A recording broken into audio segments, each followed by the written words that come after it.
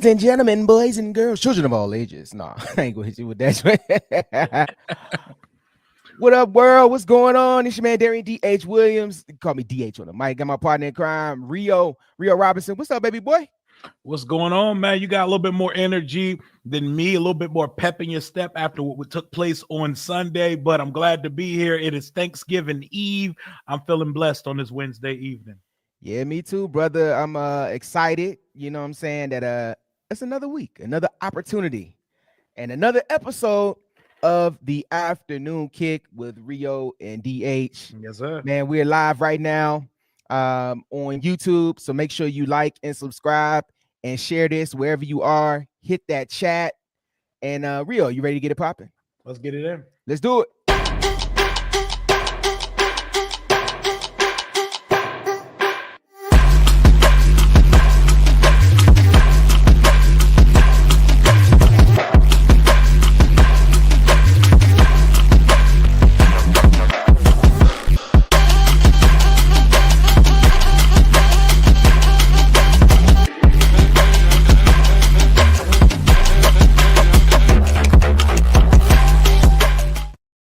Beat was knocking. Hey, man, that thing go hard, man. I still gotta go back and mix that joint, bro, because I know that bass be booming, bro. That joint slapping for real. Well, ladies and gentlemen, welcome back to another episode of the Afternoon Kick. I'm your host, Darian D.H. Williams. You can call me DH on the mic. And my partner in crime, my co-host, Rio Robinson. We are back for another episode, a live episode going down right now on YouTube. Of course, make sure you hit up that chat and kick it with us, man. This is the rebound and the recalibration as we try to figure out what happened against the Cowboys this past Sunday, and really just look forward to the Tennessee Titans, bro. Like, Rio, initial thoughts after the L we just took on Sunday. I mean, I've been hearing it from you on everything that you've been on, but man, just give me your thoughts, man, on what's going on, man. I mean, I'm better now. But on Sunday evening and Monday and a little bit of Tuesday, I was disgusted. I was disgusted with what took place on that football field, because divisional game or not, that's just nasty football. That is not winning football. And it felt too reminiscent and resembling of what life has been like as a Washington fan throughout the 2000s. And I don't want to ever go back to that feeling again. So seeing it play out the way that it did in such messy fashion, 41 points scored in the fourth quarter between the two teams, that was nasty work. And pulling off another miracle. The football gods don't usually let you get more than one in a season. They let us cash in our second one, but then they said, you know what, y'all got a little bit too much dip on your chip, and we pushed that extra point to the left and lost the game in the most true Washington fashion ever. So I'm all right. We're in must-win code red Jake Gruden mode right now. Bro, it was so crazy watching that game, because just like the other losses that we had, it just seemed like we had so many opportunities, and it's just like we just couldn't get it together. We just kept blowing it, and I'm just like, dog, like what's taking so long to get us together, man, to get it going? And it was just so tough watching, especially that fourth quarter, when it just feels like somebody literally hit the light switch and the offense came out of nowhere. And then in the same sentence, we also forgot how to play special teams, where everything just fell out of place. And even from that perspective, as Terry was running to score the touchdown, two things happened. Greg Olsen jinxed us, and in my head, I'm like, he still got to make the kick. I was watching it. I literally watched it back yesterday. Louis brought that up last night. That drive me wild, bro. It was dead quiet. It was nobody was saying it. They just let the moment breathe. They just let the moment breathe. And then Greg Olsen, well, you know, they missed the kick previously, so he still got to make. Well, Joe, you know they've got to make the extra point, Joe. Joe, you know they still got to kick the extra point, so don't get too excited yet. Dog, I wanted to punch him, bro. Like, I mean, and that's a big man, but like, I think I could have taken him in that minute, bro, because I was so pissed off, so frustrated. And then to watch it as it happened, it felt like it was in slow motion, Rio. The snap, and then I seen him.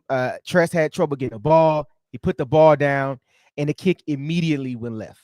That's why I hate specialists, bro. I hate special teams it's Specialist. it's funny. I was watching the old episode of the Afternoon Kick, but you can go and watch right now, right here on YouTube and where you're watching it. Go check it out. But Rio, I watched another episode, and you said the same thing when we talked about Debo Samuel choking out the long snapper. You talked about how you hate kickers and specialists, and I we have a talked about it. lifelong disdain for specialists, bro. And Sunday was the perfect day for me to wave my hate flag. Dog, I was just like, man. But the thing is too, like I went on post game, all burgundy and gold, everything. Shout out to Wole, George, and Glenn. Went on with them, and I had to kind of like quell the fans a little bit because they were talking, oh, you should have went for two, you shouldn't have kicked it. I was like, bro, they trusted them to make the three the previous drive, like to cut it, what I'm saying, to cut it to a 7-point game. So they already trusted them to make the kick. So I had no doubt in my mind that they were gonna attempt the field goal. But you think about it, you like normally on the road, you might go for two. Not at home. You like, all right, it should be automatic, make the kick, boom, play for overtime. But I mean, I think they could have went for two and got it. I mean, they had another 2-point play earlier. You know what I'm saying? They could have went for two. The one was obviously the call, though, because nobody in the world thought he was going to miss the extra point. What up, realistic Washington fan? My boy Tim. Shout out to Tim. But you have one job. You're a kicker. You have one job, kick. A long snapper, you have one job, snap the ball. Stupid specialist, man. I'm telling you, man. It was a collective failure special team. Thank God Tressway actually handled that awful snap and was able to set the ball up so it could be kicked. He just shanked it. He kicked the ball to the mezzanine. He kicked it like he wanted it to go to the red zone tunnel club that they just put there this year. And since we're piling on special teamsmen right now, all pro Revo, Man. Jeremy Reeves is sliding down a hill like he's sledding on that Cavante Turpin touchdown. Our special teams gets the fattest of F's I've ever seen for Sunday's disaster of a game. Bro, all pro Revo. Revo, bro. At this point, he's just taking up a roster spot, bro. We could use another DB to go in there and help double team on some of these guys. But I mean, fans it just talk about Jeremy Reeves like he's Jesus, though, and I love the story. I think he's a phenomenal awesome story player. You got to have a Matthew Slater type player on your team, but let's not walk around like wearing a badge of honor because our punt team gunner was an all-pro. Like, oh my God, we got an all-pro. Like, fam, he only plays on fourth down. Like, let's relax. Like, I have not seen him on defense like at all. I'm pretty sure he has some defensive snaps. I'm pretty sure he has some, but like very limited, bro. But like, yeah, I mean, special teams is a third of the game.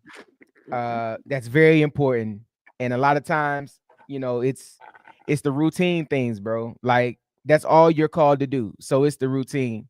Tim said, "What's Defo up to?"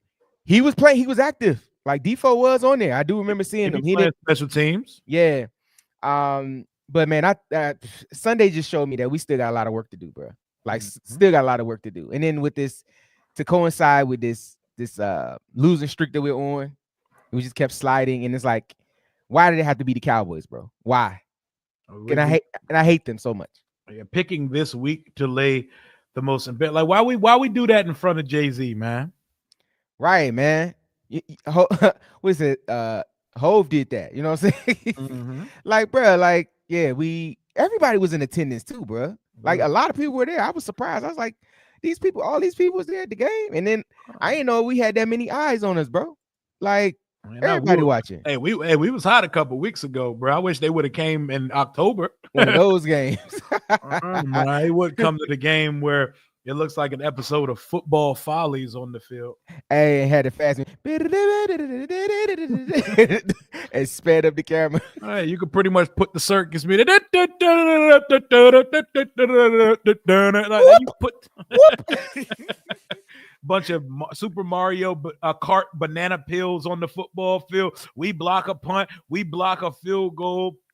They run an onside back. They run a kickback after dropping it. We score with no timeouts left with 30 seconds left in the game.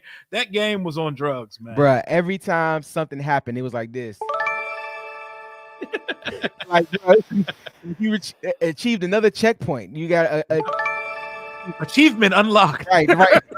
Milestone achieved. Right. So like, dog, it's crazy, bro. I was like, dog, they doing it. But look, you're in right now on the afternoon kick with my partner in crime, Rio. It's your man DH. We're also broadcasting live on X. Make sure you check us out there. You can follow everybody that's there, and you're on the Breaking Command YouTube page. Make sure you, just do us a favor and like and subscribe, please. Yeah, that's it, man. We're just asking, please, that you do that, man. So Rio, final observation about the Cowboy game, and we'll get ready to move on forward. But what was your big takeaway from the game against the Cowboys? Whether it's depth, whether it's tendencies, whether it's passion for play. What's your takeaway from that Dallas game? Our offense is broken. Our offense is broken, and it needs fixing right now. If we're not able to figure it out this week versus Tennessee, we can throw away playoff hopes for the 2024 season after starting 7-2 and dropping 3 in a row. We lost to Pittsburgh and Philly, and those were you can salvage and you can come back from those games. You lose back-to-back games to 3-win teams, Dallas and Tennessee. I don't want to hear the word playoff mentioned. So if our offense can't come alive again, I don't know what to tell you. And my final observation is we need to force the damn ball to Terry 10 to 15 times a week. I'd never in my life want to see Noah Brown get double-digit targets in one game ever again, because he's not that. Bruh, I mean, to your point, man, like if around the league, number one guys, superstar players, they're gonna get their touches. They're gonna get the ball, man. Like AJ Brown, Jettas, you know what I'm saying? Jamar Chase, even Cooper Kupp and Puka Nacua, bro. Like they're gonna get the ball. And they're not open all the time. You just throw it to them. Bruh, they're gonna get the ball. So I feel like they really got to make a conscious effort to try to get Terry the ball. And really force it to him. Tim said, it's like Cam Newton said, he said everybody will hype up Jaden, but not to live off the hype because they'll drop you in a hot minute talking about some ridiculous stuff. Bo Nix should have been number one. Yeah, and while he is in the lead right now, probably by a slim margin for Rookie of the Year, like saying he should have went number one is crazy. But wow, open the door for all of these stupid ass conversations when we don't take care of business. Jaden hasn't played his best ball the last 3 weeks. Cliff Kingsbury's offense is going down. All of a sudden, we're back to Cliff can't coach in the bottom stretch of a season. DQ can't close out seasons, and Washington is fraud. We are opening the door for all of these conversations and narratives that create themselves. So that is that is what hurt me the most over these last few weeks, man. Jaded in the Rookie of the Year conversation and all these damn narratives back at our front door. And we can't even fight it. You know what? It really put things in perspective for me. This is my final takeaway from the game before we move on. 5:16 on the East Coast. It's your boy Rio on DH, the afternoon kick. I would say this, man. This game really showed us that forget everything else. Forget all the aspirations. Forget all the awards. Forget all the stuff that's happening. And remember the one goal. It's the one game in front of you. One game in front of you. And if you truly want to take full advantage of your start and make it to the playoffs, you have to play one game at a time. Really forget about the losing streak that you're on and try to go out here and just beat Tennessee. That's it. Get to your bye week relatively healthy with, get your guys through this bye week, but go to the bye week on a high note, because I'd be damned to go into the bye week on a 4-game losing streak, bro, and then have 14 days to think about it. Nah, bro, get this dub, figure it out, and get it, and kind of go back to what got you there, man. It got you 7 wins halfway through the season, bro. Go back there and do what you got to do to manage the game and go win and go make plays. Tim gave his observation. The line was never that good. The cliff is real. We rely unbelievably too much on Noah Brown. Lastly, Dan and Cliff feeling real Ron and EB-ish. Hey, we just in a tough stretch. I'm not gonna go there. I'm not willing to go that far, bro. Yeah, give him a break, Tim. I'm not willing to go that far. I think everything started going downward trajectory-wise once them ribs got banged up, because we've had to switch the approach of the offense. Yeah. We've kind of lessened the load on Jaden's legs, but Jaden's legs are a crucial component of the offense. On top of that, I do believe the O-line statement. I think great quarterback play mask a lot of deficiencies and holes on a roster, etc. And Jaden was playing so lights out. They really didn't have to be like everything was. We were operating all season at such a high clip and efficiency, and they're getting exposed. And teams have the tape out on us, and we got to find a way to counter. We're not countering. Guys are hitting us, and we're letting them hit us, and we're out there lost for 60 minutes. We only score when we go in pace and space, end of half mode to open a half in the second half. And once the game is almost out of reach, we have to have the same urgency early in games. The guys look so much more comfortable in that space, Rio. Like they look so comfortable and just look like they can just go play backyard ball. And like it's just odd. It's odd to me. But I think if they really come out on fire and just really do what they do best, we'll be good. Before we get off this game, though, I want to mention, brother, what about Brian Robinson, man? I've been hearing some talk about his tenure with the Commanders so far, and we're not going to jump to conclusions.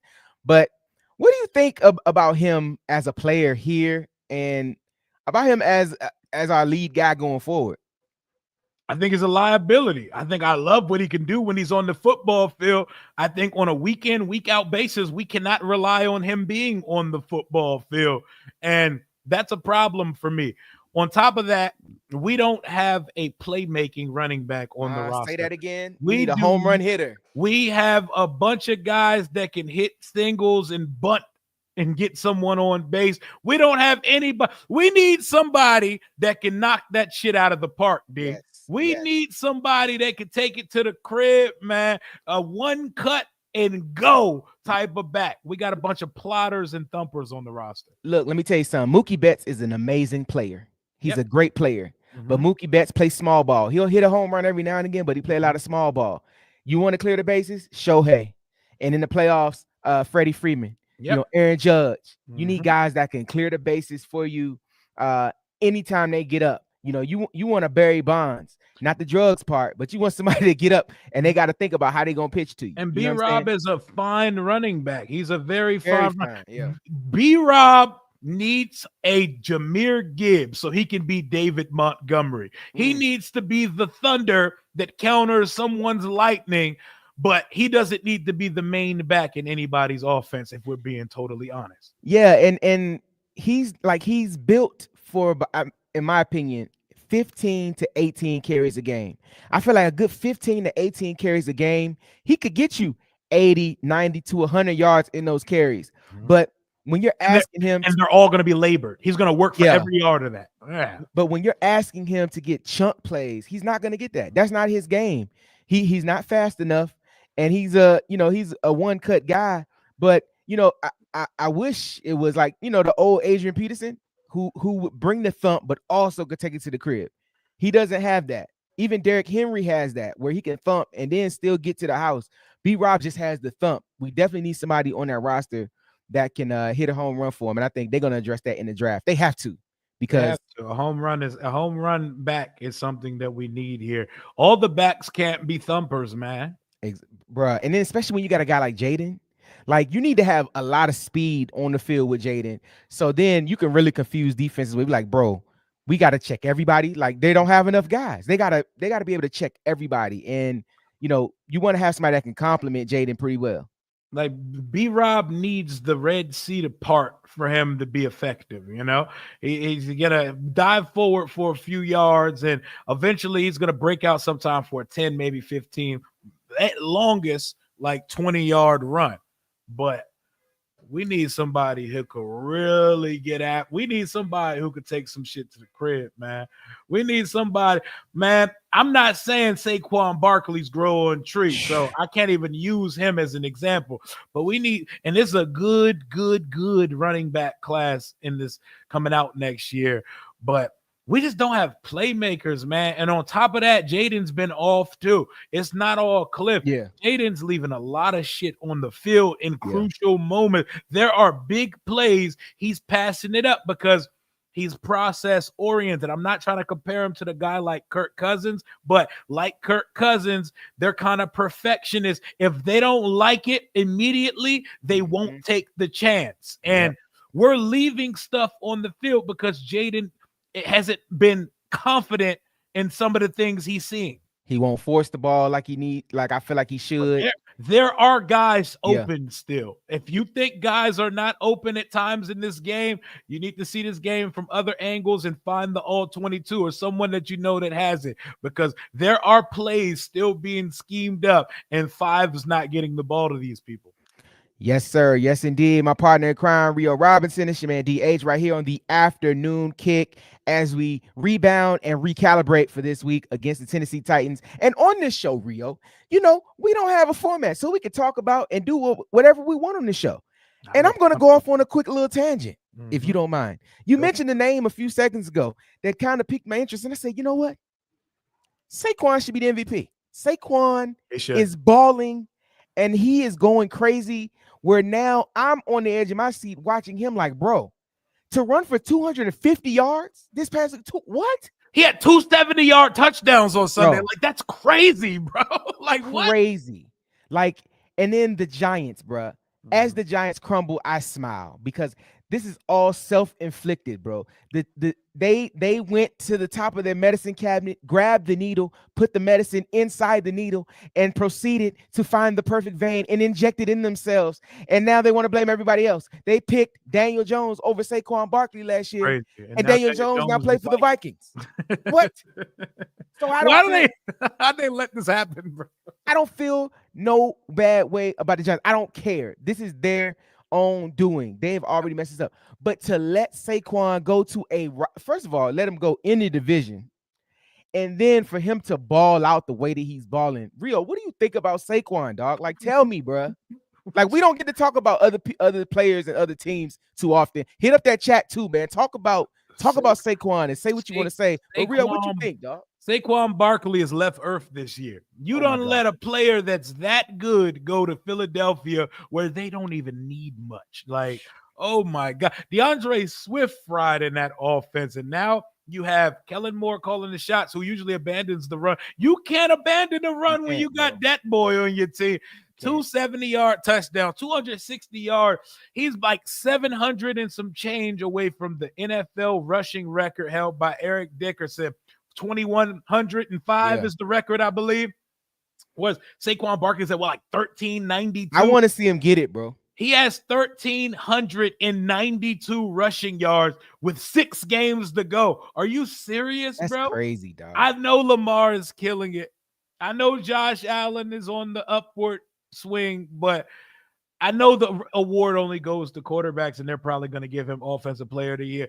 If he breaks the single season rushing record, you have to give it to him with close to 20 rushing touchdowns. You got to give him the damn award, bro. You got to give it. You have to, bro. And I just think, and I heard some narratives the other day talking about, well, the MVP is a quarterback award. No, it don't gotta be. It don't have to be. Like, you don't have to just vote a quarterback. Like vote, then have a quarterback award separate. But the MVP is the most valuable player to their team. Without Saquon Barkley, the Eagles are still a solid team, but I don't think they're this good without Saquon Barkley. He hurdled Obama backwards. They put it on Madden, bro. They put that move on Madden. You can hurdle someone backwards on Madden now because of Saquon Barkley. What is life? When you look at the physics of how he even did that, bro, like I have trouble jumping straight. Like, I have trouble going up on a layup off 1 foot, bro. He jumped backwards over a dude and kept moving like it was nothing, bro. I'm like how do you even do that in your mind? Like, that's crazy to me. Hey, man, that man's a physical specimen. He's an alien, and he's the MVP. I hate that Philly has him, but yes, he's the MVP. He's my MVP of the league so far through 12 weeks of the season. They're going to run into some tough competition over these next couple weeks, but it's not like he's just getting his yards early. He's the closer. It's usually a quarterback that's the close. He's close. We saw what he did to us in the fourth quarter. Bro, we saw it up close. Shut it down, bro. And before we get back to the Commanders, the Eagles got a tough game this week against the Ravens. That's gonna be a good one. I'm looking forward to that game. Is that Sunday night? Is it Sunday night game? I'm not. No, they were the Sunday night game this week. Oh yeah, that's right. Sunday night So that yeah, week, but so yeah, but I'm pretty sure a 425 game. Something you probably got to put that on prime time. Man, that's got to be game of the week situation right Yeah. there. I know what I want to talk about. Do it. This your show, bro. Do it. Man, I was just chilling today, and I'm scrolling the timeline, and I couldn't believe I had to take my glasses off. You took the glasses off. It's really real. I had to clean them because I had to make sure what I was seeing was correctly. I know that ain't Marshon Lattimore on the practice field today. And then DQ confirmed it. Marshon is practicing, baby. Let's go. Our prized acquisition at the trade deadline has finally taken the field and doing more than band work on the side. It's not just band work. It's not just advanced stretching. He's not taking Pilates and bar class on the side field anymore. Marshon is now participating in Washington Commanders practice, and that deserves a round of applause, goddammit. Let's go. Rio, I said this after this game that you have to find some Gorilla Glue, some tape, something to get him on the field, bro. We cannot go another week without him on the field. I need to see him on the field because he could really truly be one of those players that everybody around him gets better because he's on the field. He's a dog, bro. I want that dog. I need to see him and Sandra still on the field on the same time. At the same time, I need to see the French Canadian Benjamin St. Booty Juice. I need to see him off the field on Sunday. So, Marshon, please, I hope he could play. It's probably not going to happen this week, but him playing this week would be great because there's this kid in Tennessee named Nick Westbrook Akine. He has been taking stuff to the crib these last few weeks, and I do not want to see that French Canadian guarding him. Man, I'm so done with the Benjamin St. Juice experiment. I truly feel like there's only going to be only two corners will be back next year on our roster. Only two need to be back. That's it. Sandra Steele and Marshon. Mikey and Marshon, baby. That's it. Everybody else should be gone. Mike Davis should never touch the field again. I saw him whiff on so many plays, bro. It was so frustrating. Yeah, I those, and truthfully, those could be our two starting corners, you know what I'm saying, going forward. But I do like Mikey inside. I feel like he can affect more plays at the nickel or playing inside on that slot. But I mean, Marshon got to come back, bro. And then watching him at practice, bro, it's just like, oh, okay, finally, bro. Finally, we get to see what is working. Because let me tell you what, if he's unable, and I'm very slow to criticize the front office, but if he's not able to come back any point in time soon, bro, it's almost like, what was the point of the trade if he's not going to be able to affect you at any point this season? I mean, granted, you'll have control of him for future years, but it's like, bro, we got to be able to do something with him this year. And I get it. We're paying him pennies on the dollar this year, $600,000. But I know my eyebrows went up when Albert Breer said we view Marshon as a 2025, like our prize acquisition in the 2025 class. So they're slow roasting the chicken, but I think it's phenomenal news to see him out there on the practice field, to see him moving around and actually covering receivers and seeing that 23 get put to work. I love it here, man. Yeah, man. And this week they'll have a tough matchup against the Tennessee Titans, who beat the Houston Texans last week. They have a top-rated defense, but Will Levis will turn that thing over, bro. Like, I think this will be the week if your defense want to get it together and get some interceptions, get some against Will Levis, because he will throw that ball. Mr. Mayonnaise himself. He will turn that ball over, man. You know that meme, like I dropped to my knees. Like Will Levis is the definition of I dropped to my knees in the Walmart aisle. Like, if you can't have him turning the ball over, I don't know what to tell you, man. And we got to get pressure, bro. Like, we got to force him to make a bad decision. A lot of times he'll make bad decisions on his own, but sometimes that peer pressure will help you aid in a bad decision. We got to help him make some bad decisions, man.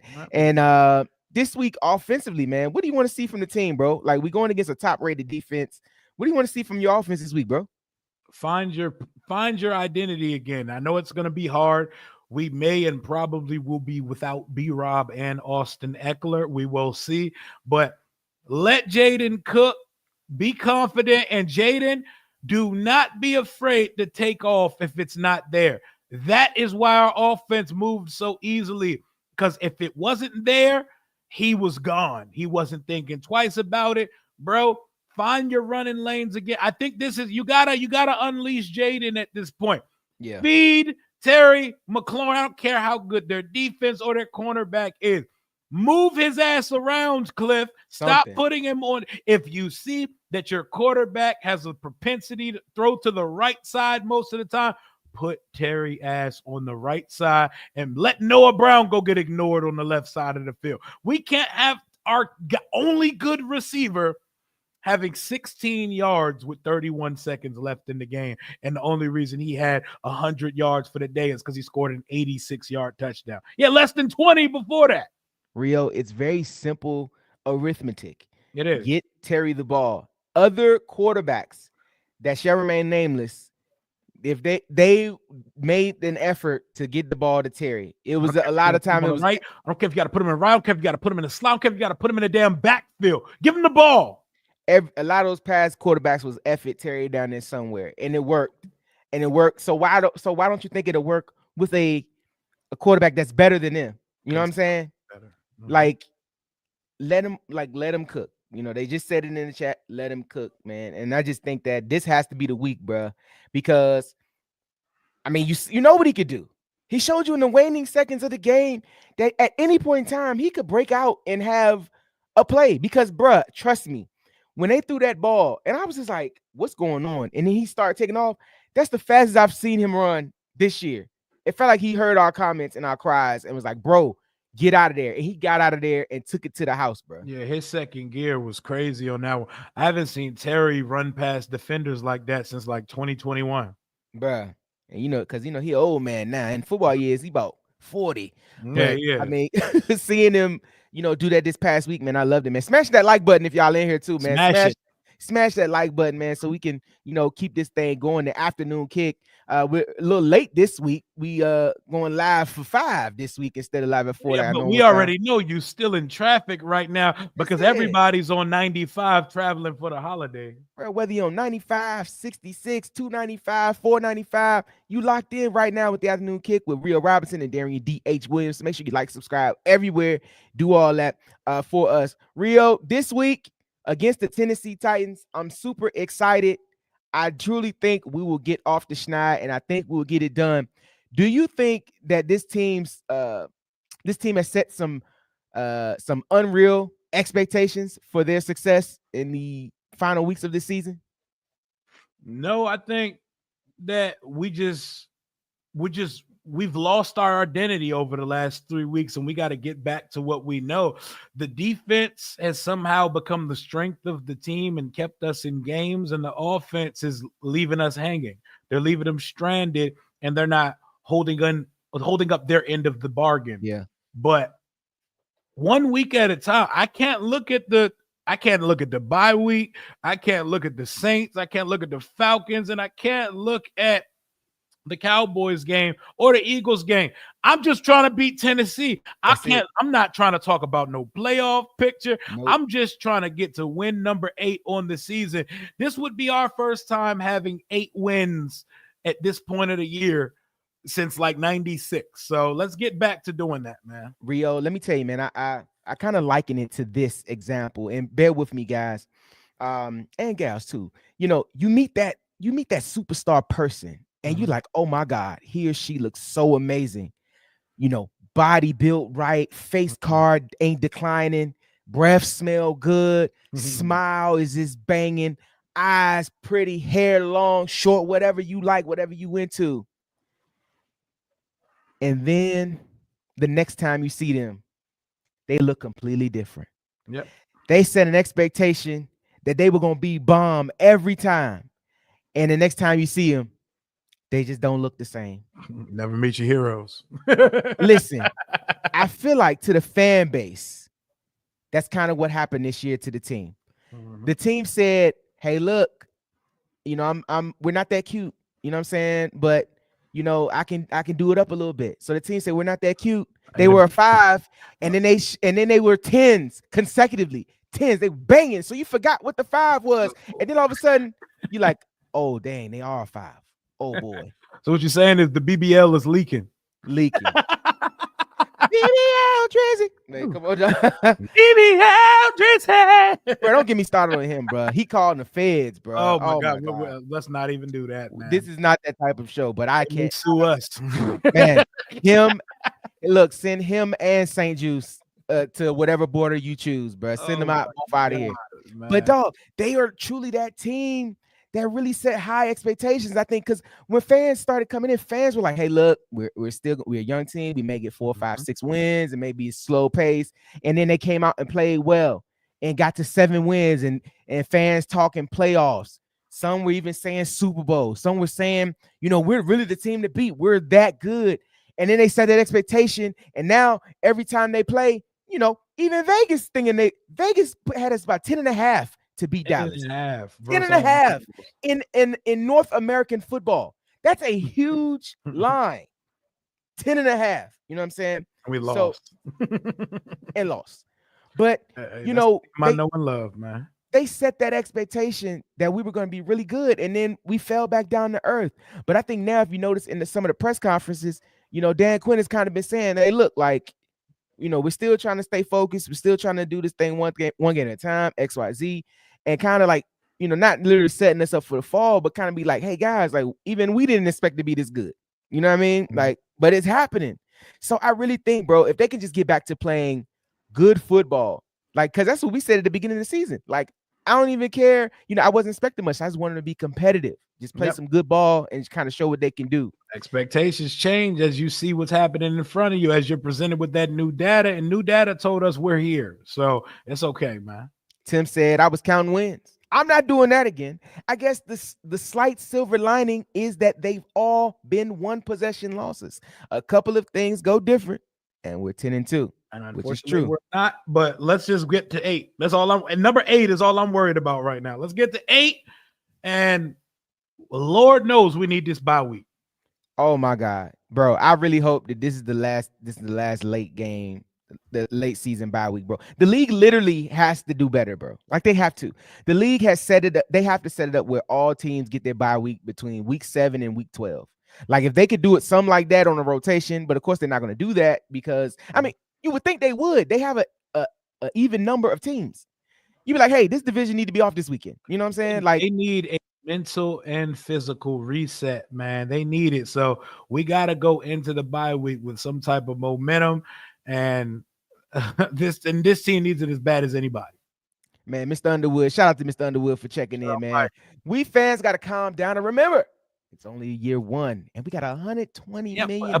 But as fans, we are allowed to be upset with what we saw. Yes, today. It's versus Dallas, a team you should be. Yes, they're playing freaking Geico insurance members, a salesman at guard and at center, and one of them was working Daron Payne. We're allowed to be upset with the way that took place. We're allowed to be upset with going into a fourth quarter versus Philadelphia 10-6 and ending up being down 26-10. Doesn't make any sense. We're allowed to be upset with the fact that we were driving to win versus the Steelers and decided to take a knee a yard before the sticks when the ball was thrown beyond the sticks in that game. As fans of the team and the sport, we are still allowed to be human fans and to not be okay with this stuff. It's still not tolerated, even though we are in an evaluation process. And as fans of the Afternoon Kick, you are allowed to like and subscribe this show right here and Absolutely. This channel. So make sure you share it, drop it everywhere, smash that like button. You're definitely allowed to do that, and we appreciate that. You said it best, Rio. You said it best, man. We're allowed to feel some type of way. We were the superior team, bro. And the thing about it with this too, this whole league is in shambles. Yep. Like I saw a pinwheel diagram the other day that showed how, one team has beat this team, and then another team beats that team, and then like it's just the way that the league is going. There is no one crack. There is no specific formula, because you look at the Houston Texans, right, and how they beat the Cowboys. You would say, oh, wow, there's no way they should have lost to the Tennessee Titans like they did. And in the same way, the performance that the Dallas Cowboys gave against the Houston Texans, and they get smoked, you would say there's no way they would put up as many points as they did against us. You know what I mean? So it's so much parity in the league this year, which is why even at some teams with 6-7 losses, they're not really out yet, bro, because you don't know how the back half of the season is gonna play out. Nope. Let's see what we got here. Anthony Johnson tuned in. The way Allen was playing and how Payne is playing right now, I might want them traded. Just took the bag and stopped caring. Yeah, What man. you say about that? Deron Payne makes a play and we don't see him again until the next season. Like we don't So you see call him. him? Is his name Albert Hainsworth? Are you saying that? I'm not calling him Albert Hainsworth because there's more effort, but Yeah. he's being neutralized versus no-name offensive lineman, and he's not leading that room like we need him to. Set the example for Phil Mathis and Newton. I mean, it feels like Newton and Mathis are more active on the front lines than he is. Let me tell you what I don't like about this comment. Shout out to Lamont for checking in. I'm peed that we didn't at least try to steal the game. We shouldn't have had to steal anything from the Cowboys. And that is our problem number one. When you leave a game up to the most unathletic person on the field or with the zebras, the referees in foot shirts, then there's your problem. You shouldn't be doing that versus a 3-win football team, rival divisional game or not. You should not have to steal from the doo-doo ass Dallas Cowboys. Fred Smoot said on his show with Jinx, he said, if you leave a criminal long enough in your house, they gonna steal. They gonna steal. Just like Russell Wilson, they gonna steal. So you can't leave criminal in your house for too long now, because they gonna steal from you. And I'm like, and you make sense, like you let them hang around. You know what I'm saying? And you let them off the hook. You know what I mean? Like you let them off the hook. Like that's the thing, bro. You have to. This is something I've been saying. With bad teams, you have to put them out of their misery early. I wanted them to put Dallas out of their misery by halftime. Because I honestly thought that if they would have smoked the Cowboys, that McCarthy would have got fired. I think it was there or after Thanksgiving because they probably wouldn't have fired him. Yes. Yeah. Valid point. I stand corrected. You know what's crazy though? If Dallas beats the Giants and then beats the Panthers next week, and we continue our downward spiral, Dallas could be within a game from us when we come back from our bye week. See what I'm saying? That's why it's one game at a time. Life happens fast in this league, man. I'm telling you, dog. It don't take much to get on a losing streak, but the same way it don't take much to start losing. It don't take much to start winning. You get on a little win streak, get your confidence back. See, that's what it is, man. We were talking about baseball earlier. When you're in a slump, bro, I just need to get on base. Just let me get on base, bro. Just let me get a touchdown in a crucial situation. Let me just get some plays. Let's just score. Let's see some kicks go through the uprights. Did they bring back Zane Gonzalez this week? Oh, he's our only option at this point. You know, of course, Zane Gonzalez is back. Austin Seibert. He should have never left. Austin Seibert got they got to hear a grateful for your services favor being put on IR. I think that was their nice way of not releasing him right now. Yeah, for sure. Shout out to my boy Utah Cody. Michael Parsons said the best. He said basically let JD5 loose and no one's stopping us. Hey, Real, you know what? How do you feel about players trying to be analysts on their podcast? Because like I turned it on and watched it. I was like, bro, like Michael Parsons really be stepping out of Michael Parsons' role and be like analyzing the league from. I like it. Like Michael Parsons is good. I listen to Michael Parsons' podcast sometimes. Michael Parsons is good and he's real, and I like it because he pisses people off with you're a football player. No. Don't box yourself in. Don't box yourself in. And you know why I like it that Parsons has a podcast? Because he's earned the right to have a podcast. I don't need to have some bum ass player who only plays special teams or something having a podcast. I don't need some nothing. Like Micah be spitting on that joint. He's himself, and he's very honest and candid about the competition and what's happening in his building. Sometimes he's a little too loud about what's happening in their building. And as a disruptor myself, I like things that disrupt the normalcy of the business. And nobody wants to hear from media members anymore, y'all. They want to hear from players, and they want to hear from us. Bro, you know? The wave of player interview shows is through the roof, bro. Back in the day, it used to be daytime talk shows, Oprah, Sally Jesse, Geraldo. Now it's all sports media shows, and it's all, especially all the NBA dudes, man. The NBA dudes be gossiping like Yo, housewives, bro. Jeff Teague's podcast is one of the best podcasts. I've never heard a player chronicle their career more hilariously as Jeff Teague's podcast. Oh my, I love listening to athletes be humans. Dog, the NBA has so many stories from the road and like just stuff, and they gossip like schoolgirls, bro. The one with Melo just had talking about him Kevin going against, Garnett oh my situation. god, over a basketball game, Honey Nut Cheerio. over Honey Nut Cheerios, man. But one day we're going to get the greatest sports documentary ever when they chronicle all the things that took place in the bubble. It's going to be the greatest thing ever. They took these multi-millionaire NBA players and locked them at a Disney resort for months. They can't go anywhere. Families really can't come in or out. They can't even bring the females through.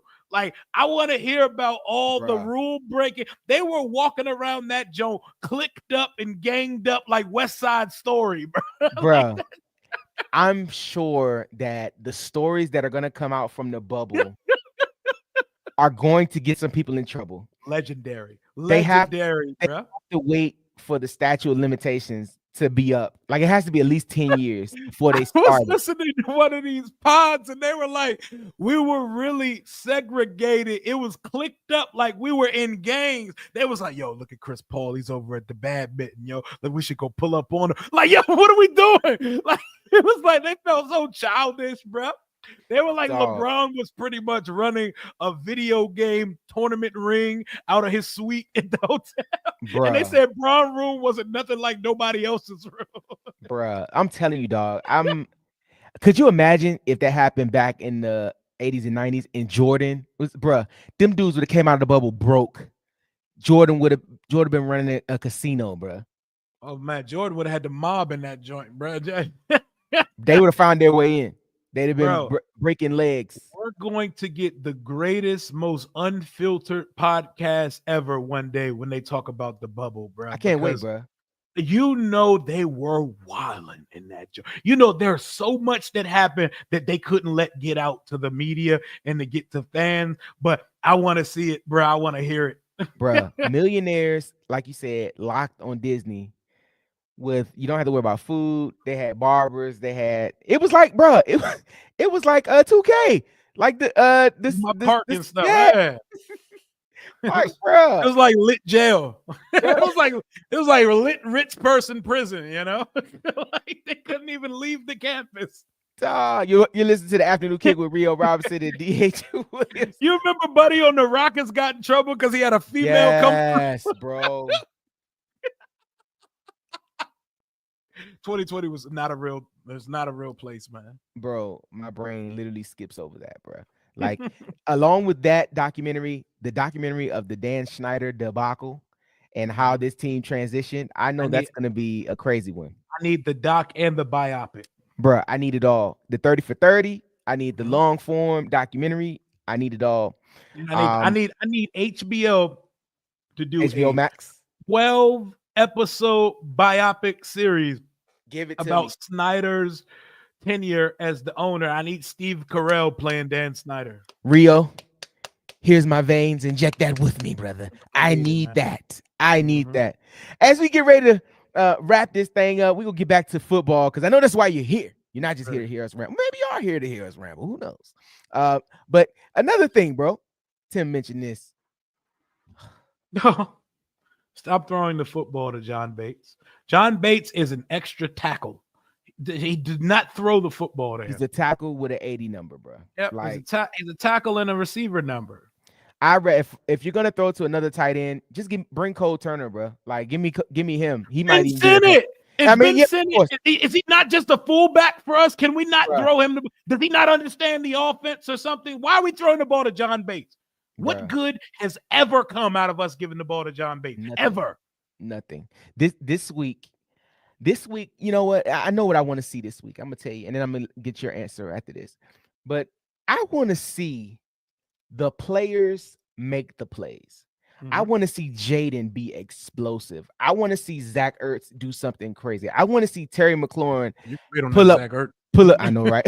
I want to see Terry McLaurin pull up with 12 catches for 117 yards and like I want to see the players who say they're the players make the plays. I want to see defense get some picks. I want to see a special teams touchdown. I want something spectacular to happen because I think this is where you can change the whole narrative of your season and let them know that, hey, we're really good.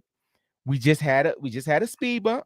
Like you said, it is do or die, but we really need to get back on track. What do you want to see this week, man?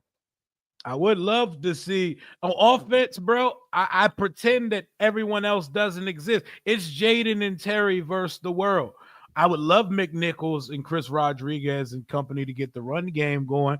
I need 5 and 17 to be special because they are going to have to drag us out of this rut. Our offensive line is being exposed a bit as not as good as we thought they were.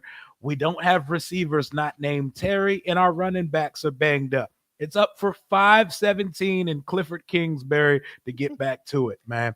Point blank period. Defensively, you got to force Will Levis to do Will Levis things. And if he's not doing those things, it's going to be a long day Sunday if he's picking our defense apart like Cooper Rush was on Sunday.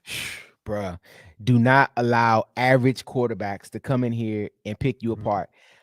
Josh Allen, Lamar Jackson, Patrick Mahomes. You live with that. You live with it. It's a part of it. That's a part of the deal. I get it. Derrick Henry come in and run for 150. Saquon Barkley run for 200 on you. That's gonna happen sometimes, bro. It's stopping everybody else, but you can't let average pedestrian dudes come in here and take your food off your table, bro. They cannot go in there and eat your ribeye. They can't go in there and bake your potato, bro. You gotta come and let them come in there and you show them who's boss. And I really think this team is better than what they've been playing the past few weeks. Because you look at the game they played against the Steelers, bro. They was a 1-point game. Sure was. 1-point game. They're literally 2 points from beating the Steelers, bro. And it's a whole different conversation. But they really need to just get back to the basics and do what they can do, man. Lamar said, look confident again, man. Yeah, relax, guys. We're gonna squeak by the Titans with the Will Levis patented pick 6 to Mikey Sainristil. Hey, I love it. Let's. It's what Will Levis does. That's what he does. And I wonder what the anytime touchdown bet is for this week because I'm pretty sure it's a good little number because probably a low number because Will Levis is going to give you one. But yeah, that's it, man. Rio, I ain't got nothing else, bro. You got anything before we get up out of here, bro? Hey, man, Thanksgiving is tomorrow. Yes. I hope everybody has a blessed Thanksgiving. Rio, what's your go-to? What's your go-to on Thanksgiving, bro? It's the big 3, baby. You put them all together, bro. They Wade, Bosch, and LeBron, man.